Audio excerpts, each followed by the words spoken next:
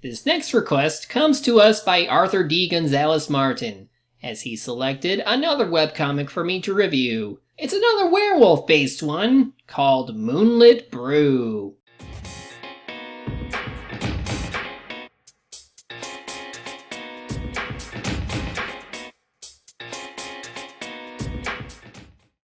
Moonlit Brew is a sort of slice-of-life story, according to Arthur anyway, that, according to the author, Cameron Jones, began writing for in late 2008, but started having it drawn in 2013.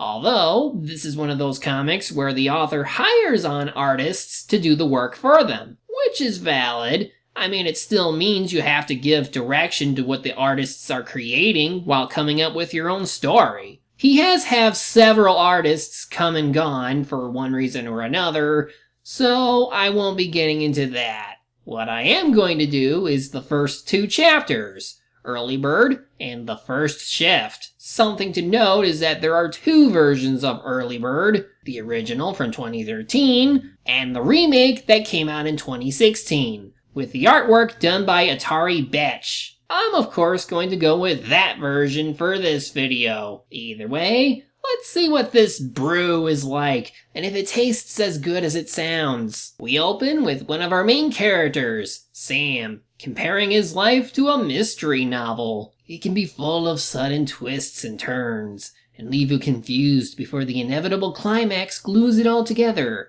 Or at least, that's how I view the world anyway. Granted, this particular novel doesn't start with a bang. It starts in the limousine of some creepy nose guy driving in blue fog. It's just me and my bestie writing our acceptance letters at a coffee chain.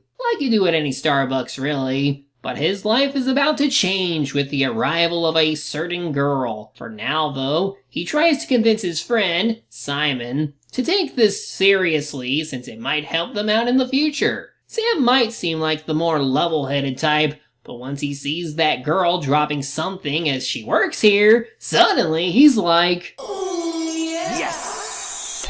And of course, Simon wants to help him get hooked up with her despite Sam's denial over being interested. Still, he convinces him to try on the offer of buying him lunch for a week.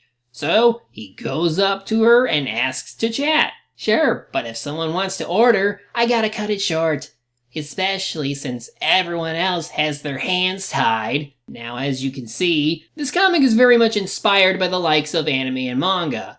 And I wasn't too far off with that Persona 4 reference, since that was one of the inspirations to this thing. So they chat for a while, until the crowd of soulless abominations come in looking for their coffee fix. They must have lost their performa. The girl then gives her name to us, Lydia, and she offers to chat with him more at the park tomorrow, and Sam accepts. Naturally, this isn't the first time Lydia's had single males approach her, as she tells her friend Hannah in the back room.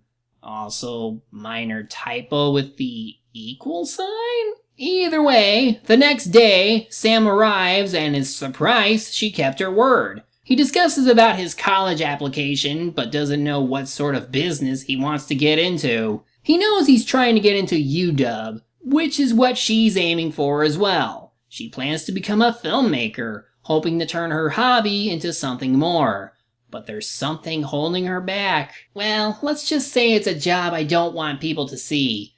It's nothing barista related, but the less everyone knows, the better. Well, nothing wrong with any furry kinks, if that's what you're implying. Otherwise, the only thing this image would mean is she's secretly the werewolf in Paris. To Sam, he thinks it's a second job, which he says is a late shift at the supermarket, which he has to go prepare for. He asks if they could exchange phone numbers, and of course they do. And in the bushes, with eyes all aglow and claws sharpened, it's just Simon. Well, Sam might not be a creep, but Simon sure is. While heading here, he spotted Lydia leaving her house, meaning he knows where she lives. He offers Sam the chance to check it out, but he insists that maybe she's hiding something from him. But what if she's actually in a relationship with another guy? You don't want to be heartbroken later down the road, do you? Well, what if they're interested in a polyamory relationship?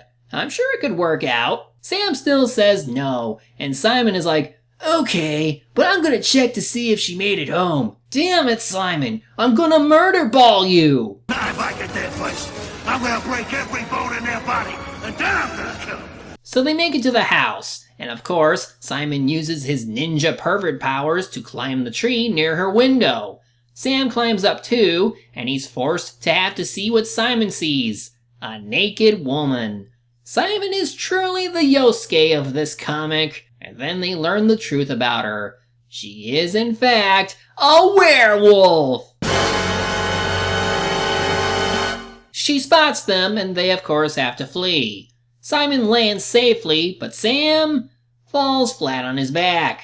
Passing out, of course, he wakes up, having broke his arm and staring face to face with the girl of his life, as a werewolf. Naturally, it's nothing explicit where I have to censor anything, but anyway, she didn't want him to see her like this. He's taken this rather well, as he ends up apologizing for stalking, even if it was to stop his friend, and she even knows he means it. All things considered, she asks him to promise not to reveal this to anyone, and while he does, he also asks how she knew Simon's name. The answer? I overheard you both talking as I walked home, to put it bluntly. Ah, the classic werewolf power of super hearing. Makes sense. Also, unlike most werewolves, she can transform regardless of what phase of the moon it's on, and she's thankful that he's really understanding. Unlike Simon, who is so freaked that he's like begging for someone to call SWAT, thus ending the first chapter. I'll go into my thoughts later, so let's go straight to the next chapter. The First Shift. The art is still done by Atari Betch, as this chapter was seemingly made in June of 2015, and it looks even more like a colorized manga, which I dig. The remake chapter had a more graphic novel-like feel to it, but since this was just off the heels of the original Chapter 1, and its art was from Horace Beauregard and Red Sheese, it's a very nice difference. So aside from reassuring Simon that things are fine, a month now passes and things are seemingly normal again. Since Simon is in on the loop about her werewolf life, he asks how she balances it out. Like, she's gonna go on what werewolf cliches and rules there are, like having a huge appetite upon transformation, which she keeps a large supply of meat on hand to compensate. Then, how can you afford it on a barista's salary? Sam, remember that supermarket excuse from the other day? That wasn't a complete lie. Hey, no sweat. I know what it's like working at one of those places. Basically, the store she works at gives her a large amount of meat for doing things like keeping carts inside the store. Which I'm not sure that qualifies giving her meat, but if she's working for no money, that could explain it. She's also used to the transformation at this point, where it doesn't really hurt like the first time it happened. Though again, it can happen regardless of what phase of the moon it's in. She says it can be due to being provoked or due to stress. Then for how she became a werewolf. Well, it was a year ago. She went camping with friends, and they gave her directions to get some food from a nearby gas station. Just as she makes it, another werewolf appears and was attacked. Thankfully, she was saved by the local gas station attendant, though the werewolf got away. Afterwards, she'd be hospitalized, and her wounds healed quickly due to her now gained werewolf power. Over time, she started to notice some changes to her appearance, such as looking leaner and more muscular, having that larger appetite, also high trunks, random dogs and men being horny for her all of a sudden. And then one night, she felt pain and would undergo her first transformation. It looks well done. Very graphic, but matches the mood of the situation. The weirdest part of it all? Even with all that pain, I also felt amazing. Almost as if you were touching yourself? Well, Ginger Snaps did make the point of comparing the werewolf transformation with women maturity. Of course, she was still herself and didn't want to eat human flesh. But her hunger made her realize her parents are now home and she has to flee before they see the werewolf in their daughter's room. So since the kitchen was out, she went to a sushi restaurant instead. She was amazed she didn't get caught. I mean, how could that be? It was on film! Also, her clothes seemingly come back after returning to normal. I guess her powers remember what she looks like after destroying her first set of clothes. And then it went like this. The second night she tried out more of her abilities, like running and jumping, like a ninja. And then on the third night, she rescued a guy who was getting mugged. Turns out, he was the owner of the supermarket she works for to get food. He apparently got saved by another werewolf before, and he was willing to let her have leftover meat in exchange for some work. Of course, that raises the question of, who was this other werewolf, and whether or not they were the one that attacked her in the first place. But there you go, we got her origins out of the way. We learned what she could do as a werewolf, and we solved how she manages her life as one. Now she has to go attend a showing of Plan 9 from outer space. Isn't that considered one of the worst movies ever? Yep, we need more people joining the cult of Ed Wood, you know? She's got a point.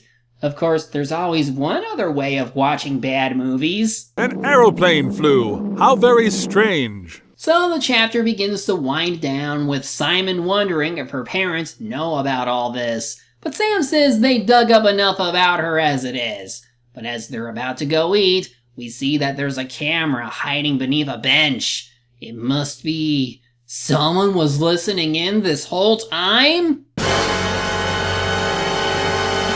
Come back soon! Oh, I will! Sometime in the future. Because this was actually pretty decent. The first chapter sets up the introduction to the main cast while also setting the tone a bit. It's a light comedy involving some varied personality individuals. Two more likable than one, of course, and having the twist be that this one girl that they meet was actually a werewolf, but not the kind who would hurt them or anything. Then the second chapter does the job in explaining how all this is possible, thus establishing some rules for this universe that can be expanded upon later. Of course, it helps that it's easy to binge read through this, since the story and humor might not be to everyone's liking. It is at least decently paced, and the artwork does reflect the sort of inspirations the author had in mind, likely meaning that Atari Betch, and then presumably Carolyn Rocha, once we start getting into the 2017 stuff, know how to emulate different art styles well. It's definitely not bad, and I'm looking forward to seeing what else this story has in store. It's more than I can say for the last thing I did, but next time we got to delve back into more crap. For the movie critic dude has requested I return north to see an old nemesis. Stay tuned.